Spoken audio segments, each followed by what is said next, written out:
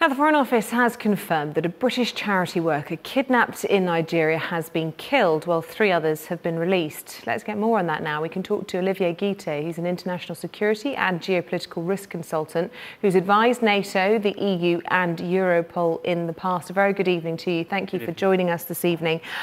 We know that this part of Nigeria carries with it a high risk of being taken hostage, but it is very unusual, I believe, for these kinds of hostages to end in the death of one of those that have been kidnapped. You are totally correct. That's a very sad and unfortunate event that happened because usually it's a big business, as you said. It's kidnap for ransom, KFR is a big business, especially in the Delta, where criminal gangs kidnap people and get money, ransom money quickly and release the hostages within days or weeks.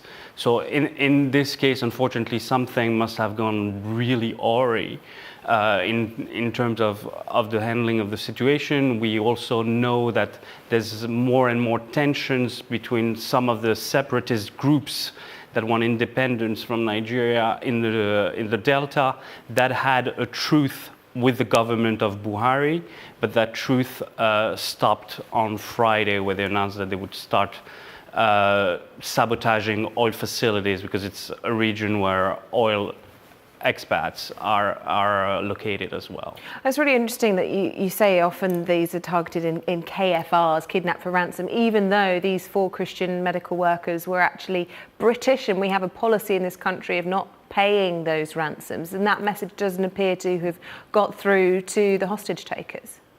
Look, in this case, we don't know the specifics, but the fact that it wasn't claimed for by a group tells us that it's not terrorist link or anything politically motivated, but rather a criminal.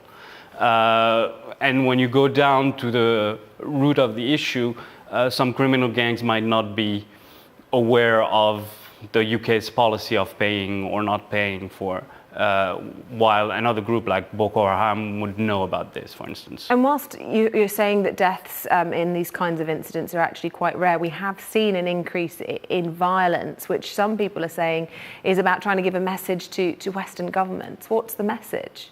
But there's 2 things. I mean, there's an increase in violence in the Delta when it comes to really the domestic aspect of independent groups that for a good 20 years have tried to influence the government in Nigeria to share the oil revenues. That's one.